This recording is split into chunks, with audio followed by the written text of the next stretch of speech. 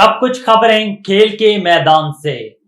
قومی cricket team کے کپتان بابر اعظم اور فاسٹ بالر شہین شاہ آفریدی کی ہاکی پلیئرز کی سلطان ازلان شاہ ہاکی ٹورنامنٹ کے فائنل میں کارکردگی پر تعریف کیے بغیر نہ رہ سکے۔ دنیا کے بہترین بیٹر اور قومی کرکٹ ٹیم کے کپتان بابر اعظم نے اپنے بیان میں کہا ہے کہ اپنی ہاکی ٹیم پر بے حد فخر ہے۔ ہاکی ٹیم نے محدود وسائل میں شاندار پرفارمنس کا مظاہرہ کیا۔ ہاکی ٹیم کی سپورٹ جاری رکھیں گے، یہ ضرور ٹرافی جیتیں گے۔ شہین آفریدی نے کہا ہے کہ پاکستان ٹیم ٹورنامنٹ میں ناقابل شکست رہی اور فائنل میں آخری وقت تک لڑی۔ آئرلینڈ کے خلاف پہلے ٹی20 میچ میں قومی ٹیم کی شکست کے بعد chairman P C B Mohsin Naqvi 2 روزہ دورے پر ڈبلن پہنچ گئے۔